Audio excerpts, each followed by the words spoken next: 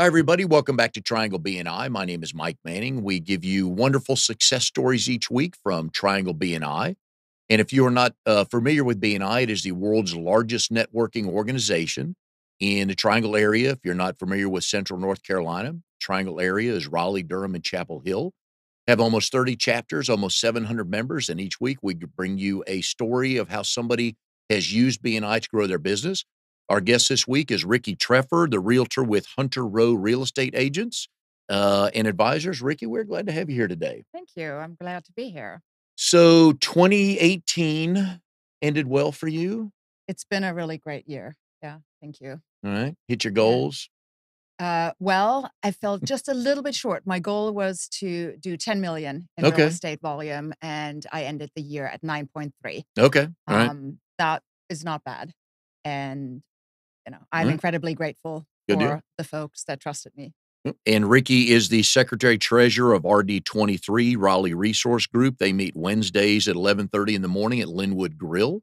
So if you're looking for a good lunch group, you can visit there, and we'll have to send a note out to Colin and B. Rich and Kiris and the Yes, boys to help you please. make up that $700,000 starting off 2019. So if you're not familiar with BNI, you can go to trianglebni.com, click on Find a Chapter.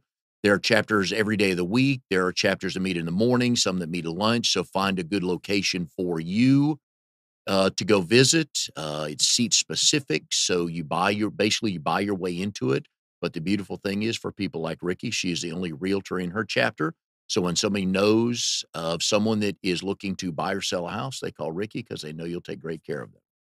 So 2018 ended well. 2019, we're a couple weeks in, seeing some good starts.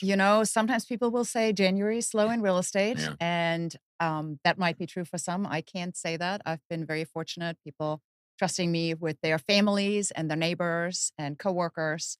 So we have a number of listings happening right now. Buyers out shopping for homes. So not a slow month at all. We're busy. And a couple things in your industry that has changed. One is, I guess the last 7 or 8 years, it used to be summertime. Nobody did anything because the kids were getting ready to get out of school in late spring. So they put their house up and do all the moving. And now it's pretty much 24/7, isn't it? I really can't say that there's a bad time to buy a house or to sell a house. Yeah. It's all a matter of being right in that market and having it prepared appropriately. So, really, yeah, anytime's a good time. In technology now, are you finding more people coming to you with houses they've found, or is it still traditional? Hey, Ricci, here's the range and here's the neighborhood. That's a great question. I think a lot of people really like some of the apps and some of the online bells and whistles. It's just fun. It's fun. It's a little bit like Instagram, right? It's fun looking at homes. It's fun. Oh yeah. Yeah. It's a hobby you for a can lot get of people. beautiful ideas for your own home and how you might want to redecorate. But when it comes to the accuracy and someone really honing in on finding a home that they want to buy, Yeah. that they really want to live in, I think there's really nothing that can substitute for the quality of information that an experienced realtor can provide to really search beyond what anybody can see in the MLS. Yeah. You need to have some creative options to really find the house. And, that's the type of service that we provide when someone is serious and not just window shopping and looking on online sources. And are people in the industry getting better of because sometimes my wife would be online and she'd be looking at something and we knew, and tell me if this is correct, we knew if you did not show the picture of the kitchen or the master bedroom, that was not a good sign about the house. Are there reason why those pictures aren't in there? Again, I can't speak for what other people are doing in the industry, but I think you're right, Mike. There are certainly specific features that people want to see. They want to have an instant feel for the home to see if they want to make the effort and take the time to actually physically go see it. Yeah. So, yeah, there's strategic pictures, and I think the kitchen and master bedroom are definitely two of the main features of a home that are important for buyers, and they want to know about it. All right, so HGTV. A lot of people watch it. A lot of people love it. We know you can't redo a house in an hour. We know that. You can't show 3 houses an hour and sell one. So do you want, as a realtor, okay, so first of all, as a realtor, Do you watch any of those shows? And how true are some of them? Well, for one, I watch very little TV. I tend to be busy with other things. Okay. But I do, it's fun. It's entertaining, again, to see some ideas Mhm. on how people, I especially like the remodel shows because I think it's kind of like a before and after. Yeah. In any industry, that's always really fun to see because not everybody has that vision to see a home that's maybe in disrepair or has been lived in and the style hasn't changed in 25 years and to go in and say, wow, this is amazing. So is it realistic? No. What I love about Hunter Rowe, we actually do have our in-house staging team. And one of the things that we do for our listing clients is we give them options. We give them choices to say, all right, if you really want to maximize your return on investment, here is some choices. Here's what we see in your home. And here are some things that will actually give you money back. We can pretty accurately forecast if you're spending this much, you'll be able to sell it for this much more. Now, not everybody is able to Like do with that. the kitchen, new countertops or certain things. It's really unique for each home. Okay. We kind of look at it as a puzzle. You need to look at the entire neighborhood and what that neighborhood is showing for buyers and sellers. Some neighborhoods, no, it will not be worth your investment to spend money on granite. You'll not be getting your money back. But once we know what our recommendations are, that's kind of where BNI ties in. Now I have a team of professionals at my fingertips that I can say, okay, if you're deciding as a client that you want to spend the money on A, B, and C, here are my trusted vendors. And they will make room for you on the calendar. We're not going to wait 4 weeks, 6 weeks to get this contractor into your house. We have someone who's ready now and he can do the work. And I trust them to do quality work at a reasonable price. So Very nice. It's huge for my business to help my clients that way. And you've been a licensed agent since 2003. We're going to get into all the cool exotic places you've sold it. So what kind of changes have you seen? I mean, we're talking 15 years now. What are some of the things that jump out at you that have changed since you first came in? There's I've not always done residential real estate. So there is some differences, of course, in the industries that I was in. But of course, we all know what happened in 2008 and 2009. So there were big adjustments for folks buying and selling homes, holding on to homes that just wouldn't have given them the value at the time that they needed.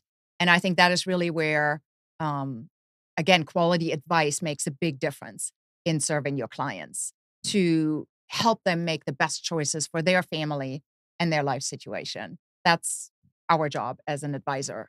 And I know that recession weeded out in the home industry. I mean, because we've had some people on previous guests on the show, been general contractor, of course, realtors. That recession weeded out a lot of people in that industry, didn't it? Sure. Yeah, it can be tough. So how'd you do? Where were you through that? I was living on Maui in Hawaii at the sorry time. to hear that. I know. Somebody had to do it. No recessions in Hawaii. They're heaven, right? Yeah. No. Well, we felt it there. Definitely. But yeah, there are some markets that probably, made it a little easier through that time. All right, so let's go ahead and get to that. So you bring a couple things here to the show, and we have had all kinds of fun and interesting guests on the show.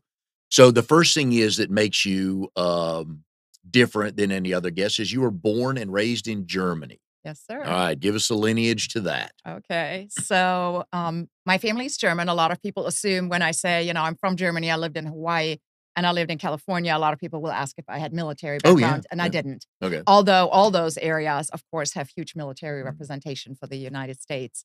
But no, grew up in Germany and came from a family of travelers.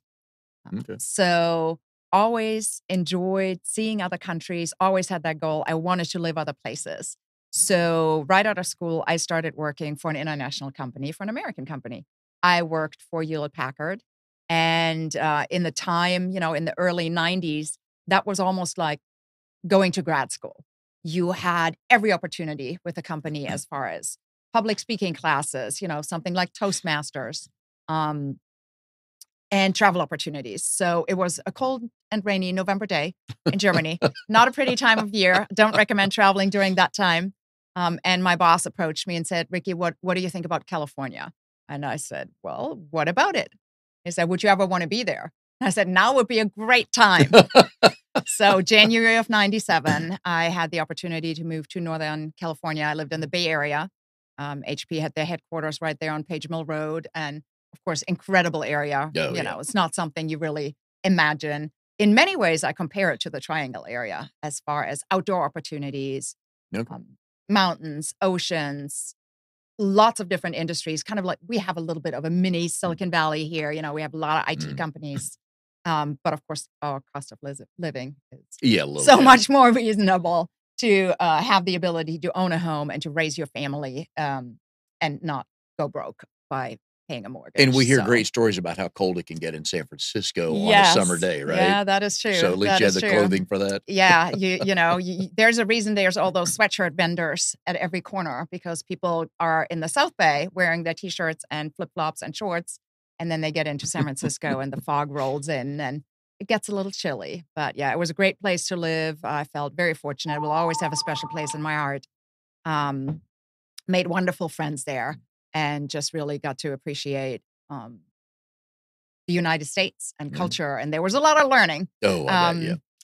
I'll never forget the first time. And for anybody who's ever lived in a different country, it can be exhausting. Just learning the culture. Yeah. Aside from just learning the language, but there's so much about regional things that you just don't know. And you think you're grown up and you know how to do all these things. Well, the first time you go to a grocery store, you realize, no, you don't. You don't actually know how to do any of this. You do not know how to shop for groceries. So one of the first times I'll never forget, I got to the register. And now in Germany, you don't have anybody bagging your groceries. You kind of do that yourself. So you bring your bags, you fill everything in there. And so I get to the register in California at, I think it was a Safeway. And the cashier, rings up all my purchases and then looks at me and says, would that be paper or plastic? And I had no idea. I did not know what she was talking about. And I, rapidly, my brain is working, trying to figure out, what am I supposed to say? I don't know. So the first thought I had is like, is she asking me how I'm going to pay? Am I paying, with credit card or am I paying with cash? And then she just kind of held it up because she saw that blank, sad stare on my face. And she said, this one or this one. And I'm like, got it. She wanted to know which kind of bag I wanted for my groceries. But yeah, so there's a lot of little things. And, it's funny. Those experiences really teach you that when you use industry lingo, it's terrible. Yes. A lot of folks, we use abbreviations, something as simple. Well, we that, maybe are in this market and in this industry, we hear MLS and we think everybody knows what that is. Yeah. And people look at you and they don't want to admit that they don't know. So, I can really just encourage everybody who is in any industry that abbreviations are not helpful. Or, things like paper and plastic. No, you don't know what that is. Because it's major a French drain. Not everybody will know what that even means. Because MLS, Major League Soccer to some people, if they're not familiar with the real estate industry. Too. That's right. By the way, it's the multiple listing service for those of you who don't know. You now learned something. You're welcome. So you still have family back in Germany? Absolutely, yeah. I don't have a big family, but everybody's still there. And my son and I, we go back every other year for the holidays. Yeah. So we just spent our break there and it was lovely. It was a very relaxing time. How much fun has that been as a parent to incorporate both the German and U.S. heritage for your son? Assuming he was born in the States. He was, yeah.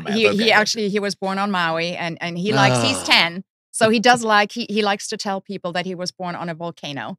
I try to tell him that that's technically true, but not really what people envision. There was no lava flowing around him. But it is really fun to maintain both those cultures. And, we kind of get to pick and choose a little bit. We get to say, okay, we celebrate all the holidays and, that's good for a kid. all the terrible traits that the stereotypes that people have, maybe we can overcome those a little bit and not be that typical German. Does he speak any German? When he wants to. Okay. Yeah. And how often do you speak it now? There's actually quite strong German community here in the Triangle. We have a German ladies group. We have Oh. dinner once a month, and we only speak German. And I still have quite a few Oh, German very friends cool. in the area. So yeah, it really is Huh, fun. very And of nice. course, lots of local restaurants and breweries Oh, will yeah. jump on the Oktoberfest bandwagon. So Yeah, we'll always have the opportunity American there. way, right? Yes. Which is how can we make money off Oktoberfest, It's right? enjoyable. Yeah. It is fun. And you chuckle sometimes. It's not Yeah, really I listen to the music that maybe my grandparents listened to, because we think everybody in That's Germany what's being listens. played. Yeah, it's fun. It is enjoyable. All right, so Ricci is a member of RD23. She's Secretary Treasurer, Raleigh Resource Group. One of the questions I love to ask people is literally, when is the first time you ever heard BNI? Wow. So that would be probably when I moved to North Carolina, when I moved to the Triangle, that was in the fall of 2012, and I didn't have family here. I was working from home at the time and didn't have friends at all. So it was just a family decision to move here. But I'm very outgoing, and so is my child. We like to have people around us. And I started with the chamber. I was living in Carborough at the time. Shout out to all my Chapel Hill peeps. Um, and visited the chamber and just got introduced to several different networking opportunities. And I think it was probably Scotty Gardner at the time, out of Hillsborough, who said, you ought to come and check out BNI. I think you'd like it. And so that was probably the first time, and haven't looked back since. I've made some wonderful connections across all kinds of industries and really built friendships beyond just a business relationship. It is, So that's become a big part of my circle and my sphere here in the Triangle. It's wonderful. And each week in a BNI chapter, there's a featured speaker. Depending on the size of your group, it could be either 5 minutes or 10 minutes. And each speaker is introduced by a member bio sheet. So, Ricci, that's how we do it here. So that's how we're going to officially introduce you for the show. So, Ricci Treffer, our speaker, Hunter Rowe, realtor, broker, and advisor, which we'll get to all three because you need all three. Location of the office. So we have offices in Raleigh and Durham. My home office is in Cary. So as a realtor, you're really all across the Triangle, and I work only by referral. So I go where my clients are. Okay. And how long you been in that office? I think it's going to be 3 years in this month, next month. Yeah. Okay. My second favorite question here, previous types of jobs. Now I have your after college, I have your after you moved to the States job. Right. There's got to be a good high school before I left Germany story, right? Yeah. So I'm going to dispel some myths Yes, here. please do. If I may. So a lot of people think of Europe, and of course they think everybody has traveled everywhere because we don't work or go to school. We just have time to go places, which is not quite true. I wish. But my hometown of Kassel is in the northern part of Germany, and I was in high school, and there was a fast food place downtown. And now some people will cringe when I say it was a French fast food place, especially folks of French heritage will not take pride in the fact that there was a French fast food place, but there was in fact a French fast food place. And that was my first job. And, I was serving French onion soup and spinach baguettes. And how old were you? Must have been 15 or 16 at the time. What was the going wage back then? Oh, gosh. That was before the euro. So we were still being paid in Deutschmark. Yeah. And I say maybe $8 an hour or something like that. Did you keep any of the Deutschmarks once you went to the euro? Do you have any in the? I might. Okay. That's a really good question. I should look for those. So when you say fast food, now that you lived in the States for all these years, is it our kind of fast food place, or it's not like a McDonald's or a Chick-fil-A or something like that? Or is it more like Chipotle or Moe's or something like that, where it's more of a meal, but you can get it in and out? I think maybe it was a mix between the two. It was definitely something that could be prepared very quickly. But people would tend to sit down and eat a meal. That was a long time ago. How long did you work there? I think a couple summers. Yeah. Was that your first job? Yeah. Well, no, not really. Actually, my first job, I wanted to earn a Sony Walkman. Now, I'm dating myself now. I'm with you on this. But that was my most prized possession. It was silver, and that's what I wanted. And so, in our little neighborhood, there was a grocery store, and they were looking for someone to clean. And I know you do commercial cleaning, so that's not pretty. But yeah, that was one of my very first jobs outside of delivering subscriptions. People got those were not delivered by the mail. You actually hand delivered them to people's homes, magazine subscriptions. Yeah. So I had a route. I did that. But yeah, the cleaning of the supermarket is what earned me my Sony Walkman. And I had it for many, many years. Yeah. I love that thing. And if you don't know, depending on your age watching the show now, if you don't know what a Sony Walkman is, Google it. You can stop laughing after about the first minute. But in its day, it was the iPhone. It was the absolute iPhone in its day. It was pretty sweet. I had to have it. So next section, again, I love this show. I love this story. So next section on here is personal information. So tell us about your family. Sure. So I have a 10-year-old son. He is my pride and joy and keeps me on my toes. We're very active. We like to be outside, ride our bikes. We love roller coasters. We go to Orlando every year and, just like to travel. That is really what we want to do, as many experiences as we can fit in So there's 10-year-old's life. Yep. So there's two types of, oh, good. That's your phone, not mine. I think that's fine. And going back to the traveling to Europe, Amnon's from Israel, so I'm sure he can commiserate a little bit on the perceptions of Europeans versus Americans and what we think the other one does. So okay, roller coasters. Now there's two types of roller coaster fans. My wife and my oldest son, if it's not going backwards, upside down, or in the dark, they're just not interested. Right. My youngest son and I stand on the ground and wave up all the people riding roller coasters. Where do you land? Oh, no, we ride them. Okay. Yes, we ride them all. All right. He is now tall enough that there's really no more restrictions. So. Okay. Yeah. Is this eventually going to be a coffee table book one day for the Treffer family of all the roller coasters you've ridden? That's a really good idea. Okay. I do like making photo books from our trips. So maybe I should make one specifically for the roller coasters. So how many different places have you ridden roller coasters with him? Oh, gosh. Not too many. We tend to go back to the same place. He really is still at that age where he loves Harry Potter. So going to Universal and doing all that is something he really enjoys. Okay. And that's what we do. All right. Good deal. City of residence? I live in Cary. Okay. All right. And you lived there how long? So when I first moved to North Carolina, I lived in Carrboro and then moved to Cary and Mooresville area in 2014. And what got you to the Triangle? Really just family choices. Okay. It's a great place to live, and it was great opportunities for us. Good deal. Yeah. All right. Your burning desire is to? So goes back to travel. My burning desire is really to take my son to a different international country every year. His exposure has been fairly limited to Western countries. Mm-hmm. And so I think really having appreciation of how fortunate we are, Wonderful. living where we live, having what we have. I think that's something that you can only get through travel and seeing I agree. what's going on in other countries. So that's the goal. Just to see how other people do it, because a lot of times we assume that, everybody does it this way, or everybody looks at things the way I do. But just if you go to, and my wife is go back to the military, my wife is an Air Force brat. Okay. And so she actually graduated high school in Heidelberg. Oh, yeah. My sister lives right there. Okay. So they lived in Turkey back in the day, Germany, and they just loved going to see how other people did things. Yeah.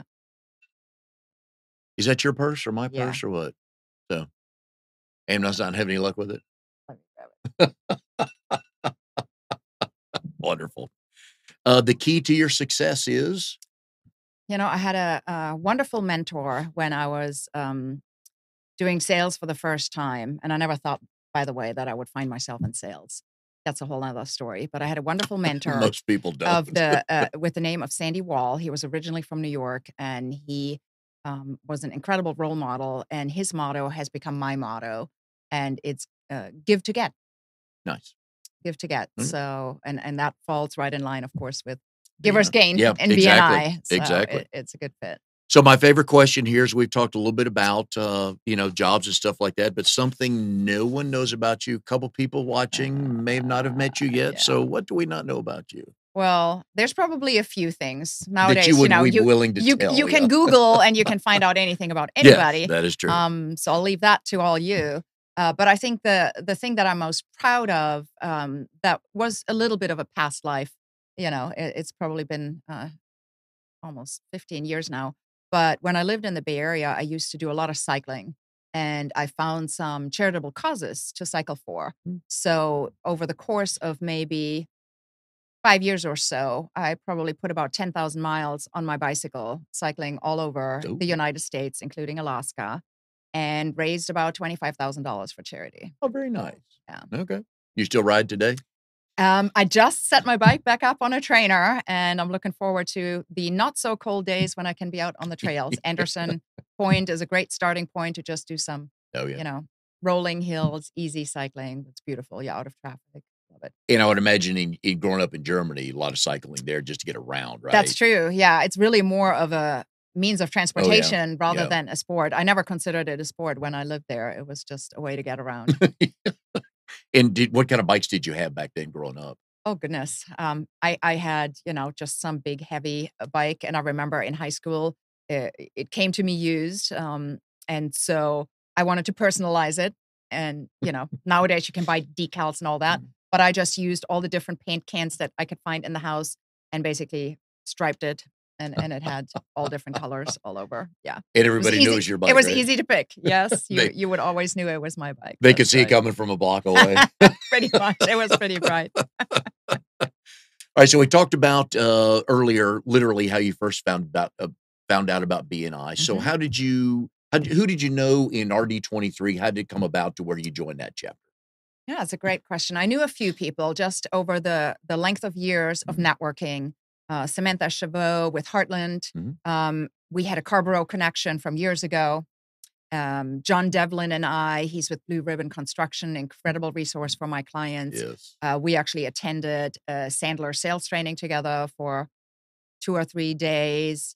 I'm sure there's others in the group that I Mhm. knew prior. It now feels that I know everybody Oh, because yeah. I've been there for a while. But yeah, some of those friendships and relationships definitely went back a few years. Yeah, and we had, Curtis Webster's been on the show. Yeah, great. I'm trying to get, Brian on the show to talk about Red Sox, Patriots, and Bruins, but we have a couple legal hoops to jump through with Ameriprise, but I'm working hard on it for That's that, so great.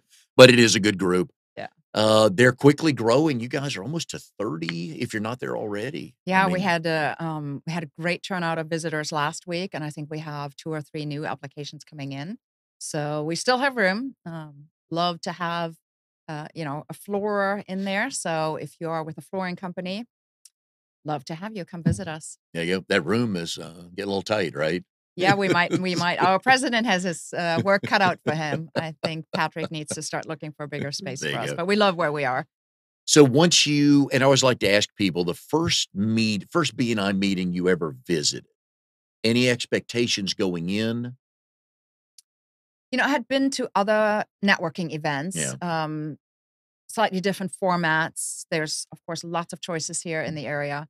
And so I think what really stood out to me with BNI is that it was a great mix of personal connections and real people having a good time.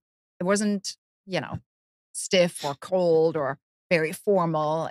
You could tell people really liked each other. They liked doing business with each other, but it also had a professional side to it. People were certainly interested in passing business to each other and truly helping each other's business grow. It wasn't a social hour. It was a good Mhm. mix of both. So when you left that first meeting, still just visiting, Hmm. what were your thoughts? What were you both your thoughts about B&I, which you've talked about, but just business-wise, okay, Sure. do I wanna apply this to me being a Yeah. realtor? So it really, to me, it was a no brainer. Mm, I think you're only as strong as the team behind you. Nobody in real estate can do what we need to do to abide by all the rules and regulations on our own. And we cannot serve our clients. I cannot serve my clients without having great people that I can rely on. So the ability to help others grow their business. And of mm, course, in real estate, we have a long line of services that we need to help our clients have the really best experience. So I couldn't do it without an incredible lender. Shout out to Michael Martin here with Fairway Mortgage. He's saved quite a few of my clients along the way. We couldn't do it with great insurance. We couldn't do it with a great closing attorney. Michelle Calloway with mm. Adams and Howell has we haven't had a single delayed closing Those Yep. are all the little steps that matter. So at the end of the day, the client can say, you know what, this was way easier than I thought. I thought this was going to be stressful, and Ricky made it really easy. So, One of the common themes we have with the people that have come through the show is not only is BNI growing their business for them, but they're the hero to their clients because oh, they go, absolutely. Ricky, it could be something just out of the blue, like, Ricky, I need a carpet cleaner. Do you know anybody? Boom. You know, And I think the important thing to remember, it goes beyond just your clients. Yes, I helped 35 families last year buy and sell homes, and they all needed certain services. Mm. But our sphere goes way beyond there. People now approach me from other social circles and say, Ricky, I'm looking for a dog trainer. I know you know people. Who do you know? I'm Mm. looking for a great CPA. This is the time of year, right? Mm. Gwen Riley just joined our group. She's a fantastic CPA. She's doing my books. And when I can trust someone to take care of people that I care about, that is the heart and soul of my business. Mm. We're not very transactional at Hunter Rowe. We work only by referral. So for someone to come to the finish line of selling or buying a home, or both oftentimes, it's not where the relationship ends. That's where we're just getting started. So for them to go out into their sphere with their coworkers, their neighbors, their friends, and to say, hey, you're thinking about buying or selling a home. Let me get you in touch with Ricky. She'll take great Mm. care of you. Yeah. That's all of it leads up to that. And going one step further in your world, you're kind of a one and done with some clients. They buy a house from you. You may not hear back from them for 5, 6, 7, 8 years, depending on what's going on in their life. So how do you stay in touch with them so you continue to be a resource for them? Sure, sure. That's a really great question. I think it's a big differentiator for Hunter Rowe. The founder of Hunter Rowe, Mike Regan, he comes from a process improvement background. And really the idea is, yeah, real estate has been done a certain way all over the country for many years. And when you drive up to our Raleigh office, some people are surprised. They will see Hunter Rowe real estate agents and advisors, but they will also see Hunter Rowe R&D, research and development. So we dedicate time and resources to really digging into the industry and what's happening in the market, and what do we need to do to be a step ahead for our clients, but to also create a great balance for our agents, to allow us to serve our clients appropriately. And so that, I think, really makes a difference in how I can dedicate my time. See, to have the ability to go to Germany for 2 weeks, I'm not going to be able to Yeah. show a house during that time. I'm not going to be able to attend an inspection appointment, but I've got a whole army of fully licensed realtors at my fingertips that I can say, hey, can you jump in and help my client? So that's incredible. Business doesn't stop if I choose to be out of town. Now, when it comes to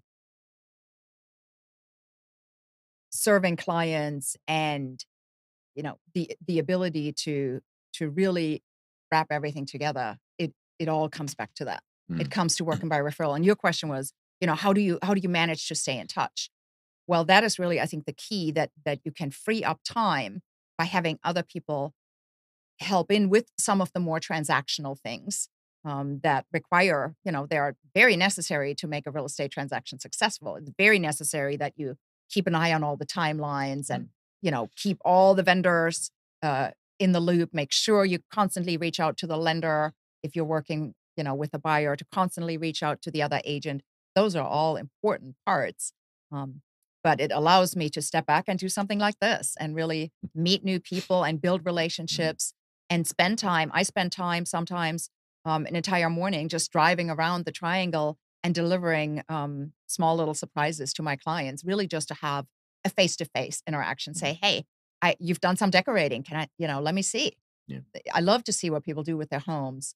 And, especially when they're families, you kind of see the kids growing up and you see the family expand. And it's really an honor to be a part of that and to stay in touch. Mm. So my clients are clients for life. I tell them, they're like, Yeah. once you work with me, you're kind of stuck with me. So In a good way, right? yes. So we are here with Ricci Treffer, realtor, broker, and advisor for Hunter Rowe Real Estate. If you want to know more about Triangle BNI, you can go to trianglebni.com, learn about where the chapters are, go visit a chapter. That's all we really ask you to do. just go visit a chapter, see what it's like. As you've heard each week on the show here, it's a combination of business and friends, and you want to do both because that's who you refer is people you trust. And in my mind, there's no better way to refer somebody is to say, well, that's who I use, right? So now we've heard a little bit about Ricci's life here. Let's talk about some of the difficulties she's had in growing up and some of the trials and tribulations that many of us have not had to deal with. And Yeah. let's talk about Hawaii, life in Hawaii, okay? It's such a great day to talk about It Hawaii, is, isn't it? what is it freezing yet? Was it It below zero last night? I think it I had was, a little bit yes. of frost on the I windshield noticed this morning. when I went out too, Oh yeah. goodness. Yep. So yeah, it's a lovely day to think of rainbows and Yep. 70 degrees and sunny Okay. and warm waters to swim in. And it's whale season right now.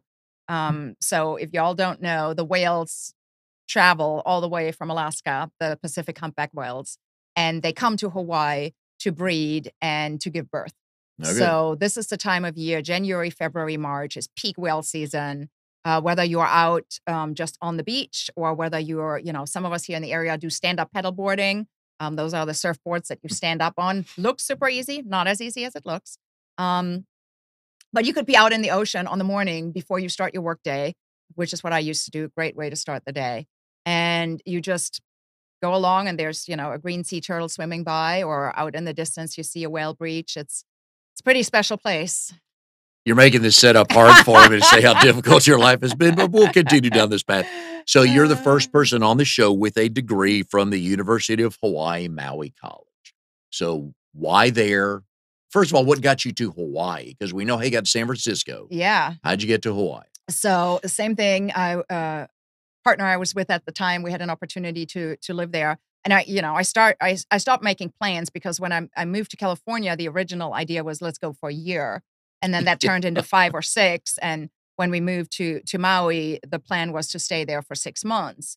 And so 10 years later, when I moved to North Carolina, I said, I think I'm just going to stay here and not make plans. But so, yeah, it was an incredible opportunity. It's, one of the few indigenous cultures that we have left in active indigenous cultures. And it was very humbling to be invited to experience some of that and to become a part of it. So that I totally lost track of your original That's okay. question, No, Mike. what but, got you to Hawaii? We'll get to that. That was that. And, Okay. and yeah, great place to live. All right.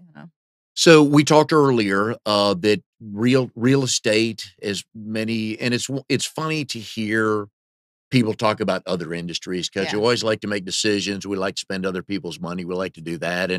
And here it is, 2019. The market is good. The economy is good. And there are more people getting their license today just because they think, put a sign in the yard, sell a house, make $2,000, $3,000 a month, whatever it is. It's not quite that easy. It's relationship building. It's people. You're a people person, obviously. And so some of the jobs you've had a wonderful combination of being in front of people and also selling, which you swore, I think, vowed never to go into, right? Yeah. You were with Marriott International. You were an event manager. So we're going to help me with the timeline here, but I think I got it right. So you were an event manager in, how do you say, Wailea? Mm-hmm. Okay, all right. You got it. So how difficult was that managing events for Marriott in Hawaii at such a young age? Thank you for that. I appreciate that. Not quite so young. My story. I think if anyone who's ever been in the food and beverage or hospitality industry, it's almost like magic, right? Because you're providing this experience for people. And for many reasons, it's called the front of the house. Yeah. And then you have the back of the house, which is where all the hard work happens. That is a hard working industry. You're on your feet a lot. You work crazy hours. You don't spend a lot of time with your family. You work nights, you work weekends, because that's when everybody else wants to come out and enjoy it, right? So I loved it. I loved my introduction to the hospitality industry. The event background came actually from doing these cycling events in the Bay Area. I volunteered a lot, actually spent some time working in a nonprofit field there, which was extremely rewarding, not financially rewarding, but rewarding from different parts. And so that led into, being prepared for the event manager role in Marriott. And it was during that time that someone approached me and said, you know what, Ricci, you ought to check out the sales division that Marriott had. And I looked at them and I said, absolutely not. I'm a corporate person. I've always been doing corporate things. And the sales division, when you look at resort real estate sales, it's commonly referred to as timeshare. And it's kind of like, insurance and used car sales does not have the greatest reputation, and real estate too. So I was not even close to accepting that. I said, absolutely not. I thought I would have to stand on one of the little front streets with a bird on my shoulder, trying to get people to come to these timeshare presentations. I said, no, thank you. But of course, Marriott's a very reputable company. And I was too tempted not to look at the opportunity. It's fully licensed. You need to be fully licensed to do that. It's deeded real estate that is being sold. And the biggest lesson for me, I think, learned was that sales are all the things that I love to do. And I didn't know that. Sales is about people. Sales is about relationships. Sales is about really listening and understanding someone's needs and finding solutions. And I love finding solutions. I like to fix things. So to be able to help people with a product that meets their needs was incredibly rewarding, but also learning the lesson that no, we cannot help everyone. Not every client is a great fit. And the product is not a great fit for every client. It's the same with homes. It's the same with recruiting. Doesn't make anybody bad or, it's just sometimes it's not a fit. And so learning that was really a great lesson, and I think prepared me to serve my clients better. How long were you in that sales job before that light clicked on? You went, I think this could work. 4 weeks. Wait, this is something you didn't want to do. Okay, 4 yes, weeks. I know, right. Yeah, there were some people that kept reminding me of how little I wanted to do that 10 years later. And what I find now, we always have great discussions on what makes us unique as individuals, because of course there's lots of realtors and there's lots of great realtors, but what makes you who you are? And what I found is the things that I'm truly passionate about have all been reflected in previous careers to a certain degree. I love fighting for people. I love being an advocate. So when I got to do nonprofit work, that was, very much the primary purpose. And so to be able to protect clients and families from what could be a very stressful experience. Buying or selling a house is very personal. It's very emotional. Sure. So to be able to be that buffer is very gratifying, and I really enjoy that. And then the second part is, of course, I've always loved business. I like understanding business transactions, and I love negotiating. So negotiating also sometimes comes with a very negative connotation. Oh, sure. And I don't look at it that way. It's not a courtroom. It's not a fight. It's about making sure everybody gets to the closing table and feels that they had a really good experience and they feel that it was fair. And so building those collaborative relationships with other agents in the triangle, it's a very small community here. And I don't think you make it very far if you're, very abrasive or treated like a courtroom. It doesn't have to be like that. Right. So on the business side, were there family members that you, as you were growing up, a family-owned business or something like that just kind of planted some seeds early Not on? at all. So, Not at okay, so then let me go back to the negotiating part. Having raised 2 boys and have some nieces and nephews, is that where you really learned your negotiating as a child to figure out, let me see if I can get my way? I'm not really sure. It's maybe. I should ask my mom and dad about that, I think. But, I didn't want to forget about that third element. I talked about advocating. I talked about negotiating. But the third part, and I think this ties it all back together beautifully again with BNI, is connecting people. It's something I've always done naturally. I love entertaining. I love bringing people together and hearing people's stories. We all just get this little sliver of life experience. And I've been fortunate to have, great experiences. But to hear about other people's life experience, and I love that you're doing that in the show, because it really allows us a little peek into the rest of the world and how other people's lives are. And I find it fascinating. So connecting people with people that they might just enjoy getting to know, or connecting people with services and vendors that might be really beneficial for them. We all get so busy. So to have someone say, like you said, this is someone I use. They do a great job. I completely trust them. Go ahead and reach out to them. And actually, as a matter of fact, I'll give them your Yeah. information too, and they'll reach out to you. Mm. It just all fits together. Well, I think we now know why it took you 4 weeks to realize you're pretty good at it. If I've got this right, presidential sales executive for over 9 years, consistently in the top 5 in sales. Top 1% in the US. Did I read that right? Yeah. Okay. So, and this was all with Marriott Yes. at one location or everywhere in Hawaii? So the majority was in Hawaii, and I Okay. did spend a summer in Newport Beach, Southern California. Okay. And that Pretty good was, place to hang out, right? yes, wonderful, And yet you're in the location. triangle now, right? You've And got yet, and water on both sides over there. I really, this is home. It's a This great is home place, yeah. now. Will always be my son's home. This is where he's Mhm. growing up. And, we're not going anywhere. So My home too, so I agree with you on it's that. just I love it here. wonderful, Yeah, wonderful because you place to be. get all 4 seasons. And great people, Yep. and just lots to do. Mhm. Oh, yeah, very Really outdoorsy. something to do for Yeah. everybody. Oh, yeah. No, I like it. So then you get to this is a subtle shift in change from Marriott to Rodan and Fields. Right? Okay, you don't normally see that transition in the world, but something obviously came up, something happened. Yeah. Usually a door opened somewhere. How'd you get there? So it was part of the transition to North Carolina, and wanting to be able to spend a little bit more time with my son. I didn't want to be. It was a little bit of a sabbatical, Okay. where I just had an opportunity to really um, get to know the area, establish myself, and continue what I love doing is serving clients and representing a product or a company that I felt strongly about. Yes. And that was a great way to connect with a lot of people again here in the Triangle. There are similarities to Rodan and Fields and Hunter Rowe because you have a client and you have to ask a certain amount of questions to figure out what they really want. They may think they know, Sure. but once you start talking to them, it's like, oh no, you want Yeah. so. But those probably went hand in hand. Is learning Yeah. how to craft that skill, right? Yeah. I think serving clients and meeting clients' needs there's a reason that there's sales trainings that cross industries. It is not unique. There's, of course, certain things that are unique to real estate or unique to a certain industry, but how you build client relationships and build your reputation and your knowledge, that's universal, I Yeah. believe.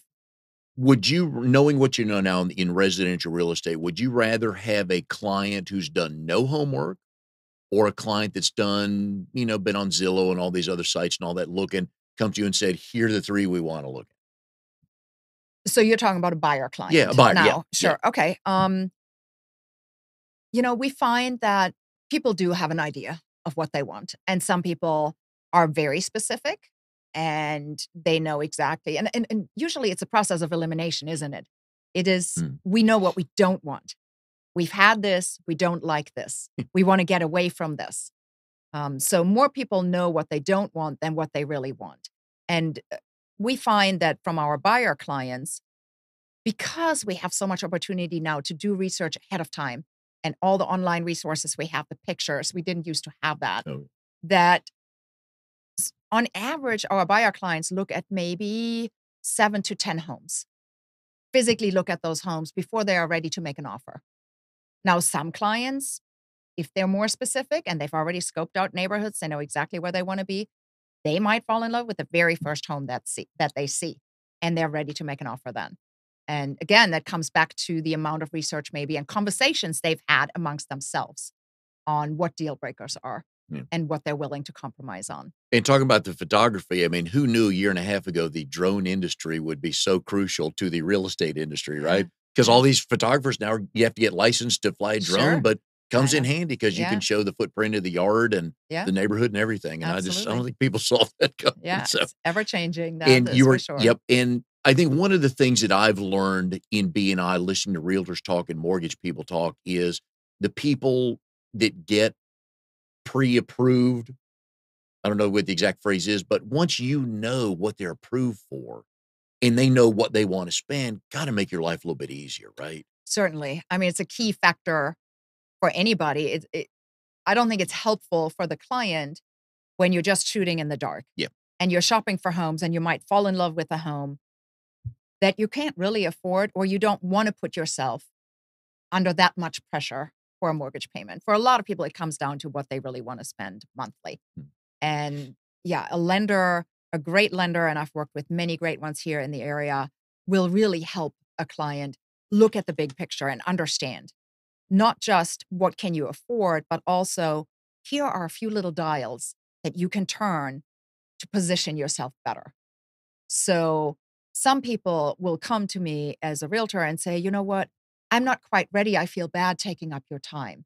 I'm probably not going to make a move until the summer or Mm. sometimes even Mm. next year. Mm. And I love working with folks because it allows me to build a relationship, to start educating them, to start empowering them. So they really feel that now I have the information that I need to make the right choices. When before you're just kind of operating in a vacuum and you don't even know where to start. It's overwhelming. You don't know which bills to pay off and Yeah. all those things. So to just have a team by your side that starts serving you from the minute that the thought enters your mind that, you know what, maybe. And you're not obligated to anything. It's just an opportunity to really educate yourself and start gathering some information. I would imagine the fourth, you have two slashes on your name, realtor, broker, advisor, and I think sometimes counselor in the car or in the house, right? Probably have a couple stories of Absolutely. negotiating skills come in handy, but just as a counselor Absolutely. between husband and wife, because we all know the joke is, I mean, you're going to talk to the wife rather than the husband when you're talking about things, and I'm sure you've Yeah. had your fair share of couples counseling in the house, right? Yeah, I tend to joke, that we charge separately for the marriage counseling. That happens sometimes, but there is something about really getting to know your clients, Yes. no matter who they are, whether they're single parents, whether they're a couple, whether they're first-time home buyers. I helped clients last year that had their family move to North Carolina from outer state, had their parents move here. Now they already had a family of 4 with 2 young children that said, "We love our home and we love our family, but we're not gonna be able to maintain the love for either if we're all gonna live in this home. We need to find a home that works, so we can, continue Mm. being happy as a family." And so they're really understanding what the motivation is and what the drivers are.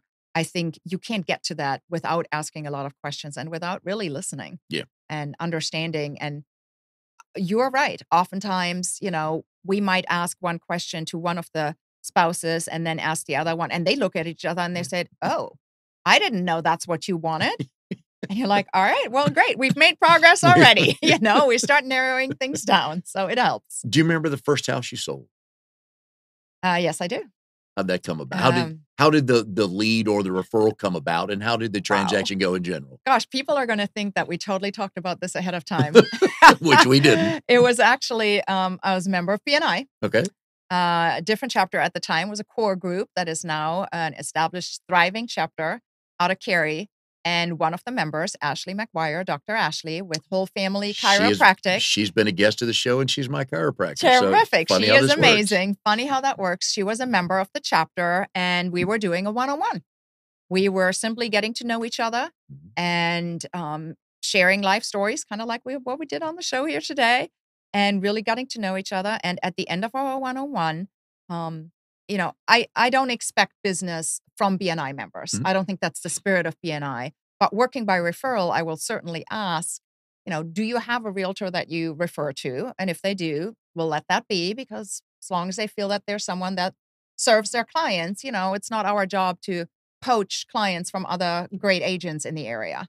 So, but she said, "No, I don't." And I said, "You know what? I'd love it if you come across friends or family who are maybe thinking about buying or selling a home. If you could connect us, I would really appreciate that. And I, see if I can help them."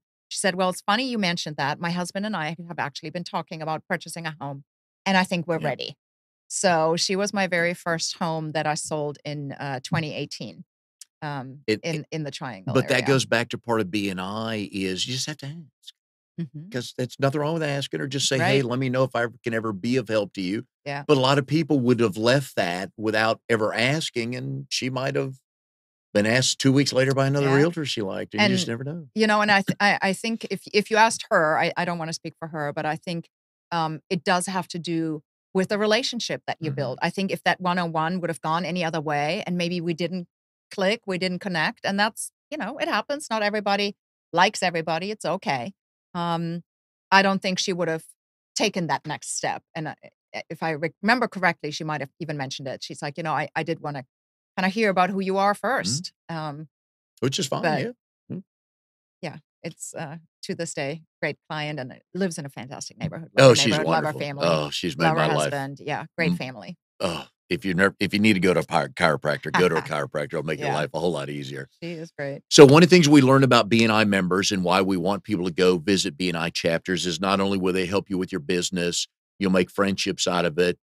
As Ricky's talked about, giving back to the community, being involved in nonprofits and everything. So you learn a lot of things about different people. And I understand from Little Birdie, you might be a John Bon Jovi fan as well. So Yeah, yeah. So this goes back to connecting people. When sometime last year, John Bon Jovi was at PNC, and you know how it is with social media now. I just put a little blurb out there saying, "Hey, who wants to go?" Tickets weren't very expensive, and I loved it because it really brought people together from lots of different circles of my life. Mary came, Mary mhm. Stocks, of course, and I have a great social group here in the Triangle for single parents of the Triangle, and we organize lots of fun outings for the children. We do camping, we do go to marbles. We really um, build a nice network there. And so a lot of my friends from that group were there, and then also just parents, other parents from school, some folks from work, and we had dinner beforehand. And it's again just one of those opportunities where you get to know people, and you say these are all good people. Mm. If I know them, they're good people, and you all need to know each other. Yeah. So it's a fun way to introducing people to other great And people. you just never know who's looking for what. At the right Absolutely. time, you meet somebody out, "Oh, I've been Absolutely. looking for someone like you," and Absolutely. which And, is following with Facebook connections yeah. afterwards, and people really now have the ability to talking to each other directly. Well, another one of the things I like about BNI just teaches you to listen different. So now when you walk because before I joined BNI, I'd walk into an office and somebody's banging on their computer. I didn't know a computer repair person, so I'm not listening for that. I'm of no help. Now I got a computer repair person, so you just you listen different. And Absolutely. same type things with your friends. You're not selling them, you're just listening. Right? Oh, screaming to buy my garage door. And it Yeah. doesn't work, and I know somebody that can Yeah. help you with that too. So Absolutely. your goals within your BNI chapter for 2019 are Um, so I think my personal goal is to give referrals to each member of the chapter, bold. Yep. which that is not always easy. No. But I think it does take effort, and it takes that listening ear. It takes deliberate effort to come back every week. And what we've started in our chapter is really whoever the next week's speaker is, we know the type of people that they want to meet. Mhm. So each member now is tasked with inviting at least one of those professionals so that the 10-minute speaker really gets the maximum exposure. When you have a larger group like ours, we don't get that spotlight that often. So to be able to really fill the room with people that will be beneficial for the speaker, that's, I think, one of the ways that we're hoping to accomplish that. Okay. And if you want to know if you or anybody you know is looking to buy or sell a house, you can get in touch with Ricky, 771-3014. Loved having you on the show, hearing your stories. First person born and raised in Germany and first person that had to spend time in Hawaii. We're glad you made it through that and came to the Triangle and are having such success here. But each week, folks, these are the type of success stories we bring you on Triangle BNI. You can meet people like Ricky, not only good in business, but giving back to the community, parents groups, all that kind of stuff like that. So that's those are the type of people in BNI. Go to trianglebni.com and it'll show you all the chapters that are in the area. You can also give us a call at 465-1667. You can talk to Steve or Mary or Brenda. They will help you. And we thank you for joining us. We'll see you next week on Triangle BNI.